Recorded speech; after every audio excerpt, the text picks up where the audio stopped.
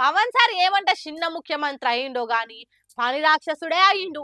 ఎప్పుడు తింటుండో ఎప్పుడు నిద్రపోతుండో గాని పని తప్ప ఇంకో ధ్యాసే లేనట్టున్నది సార్కు. దేవుని దీక్ష పట్టుడే కాదు పనిని కూడా దీక్ష పట్టినట్టే చేస్తున్నాడా అనిపించబట్టింది ఇది చూస్తుంటే. పవన్ సారు పంచె కట్టుకొని పద్ధతి మార్చుకున్నాడే కాదు పద్ధతులు కూడా మారుస్తున్నాడు. చాలా మంది కార్యకర్తలు లీడర్లు పెద్దోళ్ళను కలిసేందుకు వచ్చినప్పుడు మర్యాదకు పూల గుత్తులు శాల్వలు తెచ్చిస్తుంటారు కదా. అట్లా చేయకుర్రి మీరు వచ్చే బొకెలతోటి ఎవరికి ఏం అక్కర ఉంటది. ఆ శాల్వలు ఏం చేసుకోవాలి? కళ్ళకు ఇంపు కనిపించేవి కావు 10 మంది కడుపు నింపేవి తెస్తే నలుగురికి సాయం చేయొచ్చు అని అంటున్నాడు.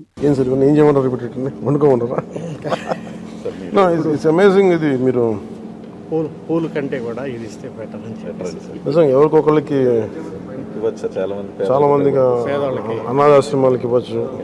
చాలా నా రిక్వెస్ట్ కూడా అందరికీ చాలా మంది విగ్రహాలు శాల్వాస్ ఇవన్నీ తీసుకొస్తా ఉన్నాను.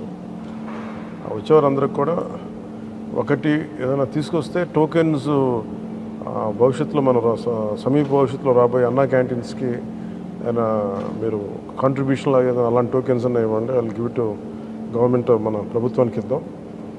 అలాగే మీకు ఏదైనా పర్సనల్గా ఇద్దాం అనుకుంటే ఇలాంటి ఏదైనా ఇవ్వగలిగితే అది నేను అనాథాశ్రమాలకు పంపిస్తాను.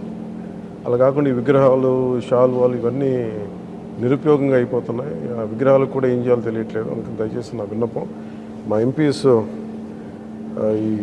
ఇది స్టార్ట్ చేశారు, ఇనిషియేట్ చేశారు. ఇట్లా మనస్ఫూర్తిగా వారి స్ఫూర్తిని తీసుకొని అందరిని దయచేసి కూరగాయలు ఇవ్వని కాదు కానీ ఫ్లవర్ బుకేస్తో మనీ వేస్ట్ చేయొద్దు, విగ్రహాల కోసం ఇబ్బంది పడద్దు, షాల్స్ కూడా తేకండి. నా రిక్వెస్ట్ అదొకటి.